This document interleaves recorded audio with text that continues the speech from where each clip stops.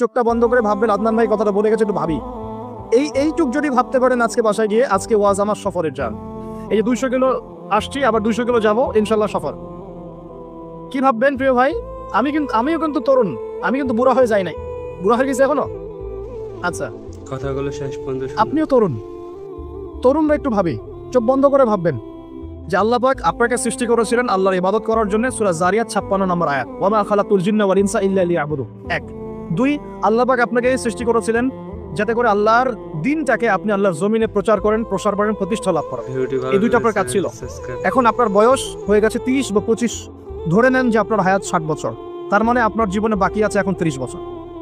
এই যে 30 বছর আপনি নষ্ট করেছেন বা চলে গেছে, চোখ বন্ধ করে চিন্তা করবেন এই 30 বছরে কত ওয়াক্ত নামাজ পড়েছেন, কতদিন রোজা রেখেছেন, এই 30 বছরে 30টা আয়াত আপনি পড়েছেন কিনা, এই 30 বছরে 30টা সূরা আপনি শিখেছেন কিনা, 30 বছরে আপনি 30টা ইসলামিক বই পড়েছেন কিনা, আপনি নবীর 30টা হাদিস পড়েছেন কিনা, 30 দিন জামাতের সাথে নামাজ পড়েছেন কিনা, 30 দিন দিনের দাওয়াত দিয়েছেন কিনা, 30টা দিন দান সদকা করেছেন কিনা।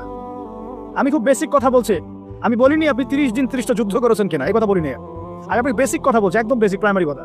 আপনি 30 দিন নামাজ পড়েছেন কিনা, 30টা রোজা ঠিক মতো রাখছেন কিনা, আপনি কি 30 বার মেয়েকে দেখে চোখ নামাতে পেরেছেন কিনা, আপনি কি 30টা সূরা শিখেছেন কিনা, 30 বার আপনি কি রাসূলের জীবনী পড়েছেন কিনা, তার হাদিস পড়েছেন কিনা, আপনি কি নবী সাল্লাল্লাহু আলাইহি ওয়াসাল্লামের স্ত্রীদের নাম জানেন কিনা, তার জীবনী জানেন কিনা, আকীদা কি জিনিস আপনি জানেন কিনা, 30টা মাসলা মাসাইল আপনি বোঝেন কিনা। আপনি চিন্তা করবেন, এই একটা চিন্তা আপনার জীবনটাকে বদলে ফেলবে ইনশাআল্লাহ। এই একটা চিন্তাই যথেষ্ট আপনার জীবনকে বদলে ফেলার জন্য। এই চিন্তাটা আরেকভাবে করবেন, এটা ভাবার পরে আপনি চোখটা খুলবেন, চোখটা খুলে সাদা কাগজ নিয়ে বসবেন, উঠে বসবেন, বসে আপনি লিখবেন। এই যুবক ভাই শোনেন, বসে আপনি লিখবেন। কি লিখবেন? আপনি লিখবেন এই 30 বছরে আপনি কতগুলো গুনাহ করেছেন, মনে পড়ে কি। হয়তোবা, আমি দোয়া করি যেন এমনটা না হয়, তবে হয়তোবা আপনি খুঁজে পাবেন এই 30 বছরে আপনি বেনামাজি ছিলেন। হয়তোবা দাঁড়ান 2, আপনি হয়তো দেখবেন আপনি অনেক দিন রমজানের রোজা রাখেন নাই। আপনি দেখবেন হয়তো আপনি দান সদকা তো করেন নাই, রিকশাওয়ালাকে থাপ্পড় দিয়েছেন। আপনি হয়তো দেখবেন যে হলে সিট বুকিং এর জন্য হকি স্টিক নিয়ে মারামারি করেছেন। আপনি হয়তো দেখবেন যে 30 বছরে 30টা মেয়ের সাথে সম্পর্ক করা শেষ। আপনি হয়তো দেখবেন যে আপনি অলরেডি পতিতলায় ভিজিট করে চলে আসছেন। আপনি 30 বছরে 30 বার কমপক্ষে এই মাদকের আসরে বসেছিলেন, এবং 30 বছরের বহু সময়ে আপনি অনলাইনে নষ্ট করেছেন, পর্নোগ্রাফি দেখে নষ্ট করেছেন, গোপনে পাপ করেছেন, হ্যাঁ, আর অনেক কিছুই করেছেন। আপনি হয়তো খুঁজে পাবেন, মিথ্যা বলেছেন, প্রতারণা করেছেন, মাপে কম গিয়েছে, অন্যের উপর অত্যাচার করেছেন। আপনি আপনার যৌবনকে কাজে লাগিয়ে, এই শক্তিটাকে কাজে লাগিয়ে আপনি ইসলামের বিরুদ্ধাচরণ করেছেন, হয়তো এটাও পাবেন। এই একটা চিন্তা যদি করতে পারেন, এখন আপনার সামনে এখন রাস্তা দুটা। আপনার বাকি বয়স আছে এখন 30 বছর, বলে আসলে সময়ের কসম, আপনার সময়, আপনার জীবনের সময়টাকে মূল্যায়ন করতে হবে।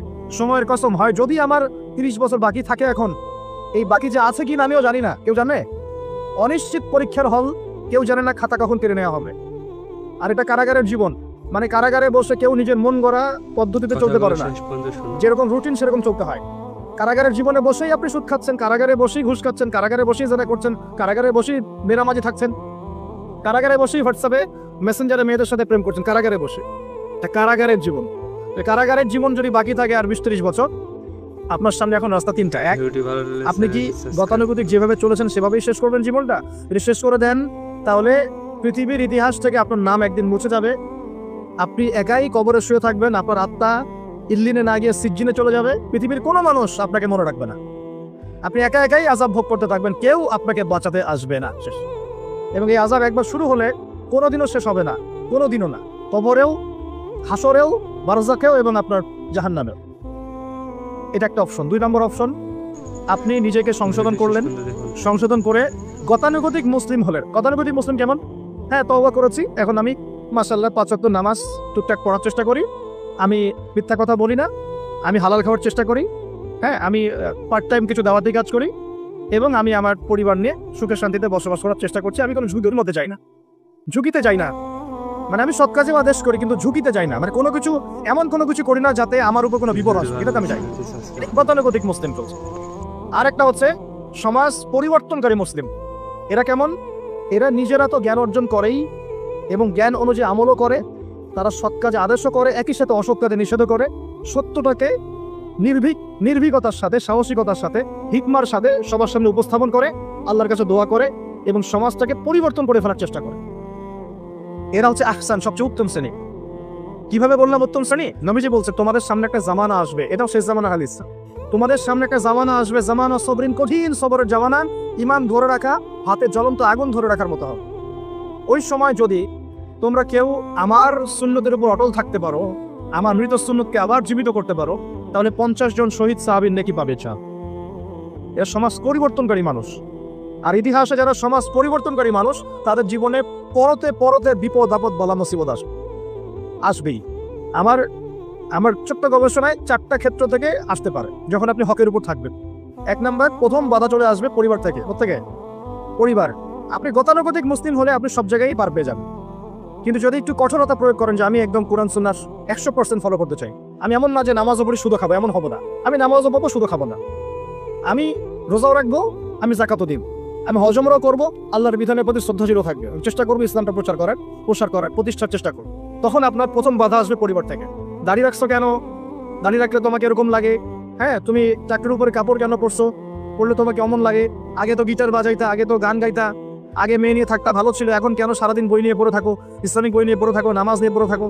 হ্যাঁ, কি পরিবর্তন হলো? বাবা মার টেনশন, এখন পিতামাতার টেনশন। কেউ এরকম অ্যাডভার্টাইজ বানিয়ে টিভিতে দেখাচ্ছে, এগুলা দেখেন নাই? আগে ছেলে ভালো ছিল, হঠাৎ করে কি পরিবর্তন হয়ে গেল। হ্যাঁ, সুবহানাল্লাহ। আল্লাহর পথে ফিরে আসা মানুষের ক্রাইটেরিয়া গুলো মেনশন করে করে বলছে, এগুলো দেখা গেলে যোগাযোগ করবেন স্থানীয় কর্তৃপক্ষের সাথে, ওই ছেলের মধ্যে সমস্যা আছে। আস্তাগফিরুল্লাহ, আস্তাগফিরুল্লাহ। একজন ব্যক্তি গিটার বাজাতো, গান গাইতো, মাদকের সাথে ছিল, মেয়ে নিয়ে ফুর্তি করতো, সেখান থেকে এসে নামাজ পড়ছে, এই জন্য কি সে জঙ্গি হয়ে যাবে? এখন সে মাশাআল্লাহ কোরআন তেলাওয়াত করছে, কোরআন বোঝার চেষ্টা করছে, আলেম ওলামার কাছে গিয়ে পরামর্শ করছে, হাদিস পড়ছে, এই জন্য কি সে জঙ্গি হয়ে গেছে? পশ্চিমারা যা গিলায় আমরা তাই গিলি, পশ্চিমারা যা গিলায় আমরা তাই গিলবো কেন? ওদের কাছে কিসের জ্ঞান আছে? পশ্চিমাদের কাছে কোরআনের জ্ঞান আছে, হাদিসের জ্ঞান আছে। ও সিলেক্ট করে দিবে যে কোনটা জিহাদ আর কোনটা জঙ্গিবার? আশ্চর্য একটা ব্যাপার। কোরআন এবং সুন্নাহর চর্চা যদি মুসলিমরা করে, তাহলে কি তারা সন্ত্রাসী হয়ে যাবে? ওরা তো চাইবেই যেন আমরা এই কাজগুলো না করি, ওরা তো চাইবেই যাতে আমরা কোরআন সুন্নাহর চর্চা না করি। ওরা যা বলে সেই ভাষায় আমরা কথা বলা শুরু করেছি। ওরা বলছে, একটু পরে আমি বুঝাচ্ছি আপনাদেরকে, ওরা বলেছে যে জ্ঞান সেটাই, ভালো করে বোঝেন, জ্ঞান সেটাই যেটা পরীক্ষা নিরীক্ষা, যুক্তি, বিজ্ঞান, দর্শন দিয়ে লাভ করা যায়। আর আমরা বলছি আল্লাহর ওহী হচ্ছে চূড়ান্ত জ্ঞান। আল্লাহর ওহী কি? চূড়ান্ত জ্ঞান। এই যে জ্ঞানতাত্ত্বিক পার্থক্য, ওরা যা দেখে না তাতে বিশ্বাস করে না, এই কারণে তারা জিনে বিশ্বাস করে না, আত্মায় বিশ্বাস করে না, আল্লাহ বিশ্বাস করে না, ফেরেশতায় বিশ্বাস করে না, পরে আগের আসমানি কিতাবে বিশ্বাস করে না, নবী রাসূলে বিশ্বাস করে না, কবরের আযাব, জান্নাত জাহান্নাম, মিজান, ফজিলত কোনো কিছু বিশ্বাস করে না। কেন করে না? ওদের এপিস্টেমোলজি হচ্ছে, জ্ঞানতাত্ত্বিক দর্শন হচ্ছে যা দেখি না বিশ্বাস করি না। আর ওই দর্শনটা আমরা কাট পেস্ট করে নিয়ে আমাদের ছোট ছোট বাচ্চাদেরকে এখন দিলাচ্ছে এগুলা। ওই দর্শন কেন ফলো করবো আমরা? আমাদের দর্শন হচ্ছে চূড়ান্ত জ্ঞান কার পক্ষ থেকে আসে? আল্লাহর পক্ষ থেকে আসে। আল্লাহ যা সত্য বলেছেন তাই সত্য, আল্লাহ যা মিথ্যা বলেছেন তাই মিথ্যা। আল্লাহর ওহী চূড়ান্ত সত্য মিথ্যার মানদণ্ড, মানুষের যুক্তি বিজ্ঞান দর্শন নয়। এই জায়গায় তো পার্থক্য, সে করেই তো পার্থক্য। এই জ্ঞানতাত্ত্বিক সংজ্ঞায় পার্থক্য বলেই তো আপনাকে ডারউইনের মতবাদ পড়াচ্ছে, কারণ সে তো বিশ্বাসই করে না যে মানুষকে আল্লাহ সৃষ্টি করেছে। আর আমরা বিশ্বাস করি আদম আলাইহিস সালামকে সৃষ্টি করেছেন কে? অতএব এই মতবাদের আমাদের কোনো প্রয়োজন নাই, কারণ আমরা তো জানি কোরআনে আল্লাহ পাক এটা বলেছে। যে জানে না, যার কাছে কোরআন নাই, যার কাছে হাদিস নাই, তার ওই মতবাদের প্রয়োজন আছে, আমার তো নাই। ওরা যা বলে আমরা তাই গেলার চেষ্টা করি। ওরা এগুলো সংজ্ঞা শিখিয়ে দিয়েছে যে মুসলিম যুবকরা এরকম করলে তারা খারাপ হয়ে যাবে, এখন বাস এটা প্রচার করা হয়েছে। আশ্চর্য বিষয়। আমরা তো চাইবো প্রত্যেক ঘরে ঘরে কোরআনওয়ালা মানুষ তৈরি হোক, হাদিসওয়ালা মানুষ তৈরি হোক, নামাজি হয়ে যাক সবাই, তাহলে সমাজে শান্তি আসবে। একজন নামাজি ব্যক্তি বেশি ভদ্র হয় না বেনামাজি ভদ্র হয়? বলেন। নামাজ মানুষকে শৃঙ্খলা শেখায় না, কোরআন মানুষকে মানবতা শেখায় না। কোরআন সুন্নাহর কোনো জায়গায় কি বলা আছে নিরপরাধ কোনো মানুষকে হত্যা করতে হবে? বরং আমি তো একটা আয়াত বললাম, কেউ যদি একজন মানুষের জীবন বাঁচায়, সূরা মাইদা আল্লাহ পাক বলছেন, কেউ যদি একজন মানুষের জীবন বাঁচায়, সে যেন পুরো মানব জাতিকে বাঁচালো, বলি আলহামদুলিল্লাহ। আর কেউ যদি কোনো মানুষকে অন্যায়ভাবে হত্যা করে, সে যেন পুরো মানব জাতিকে হত্যা করে।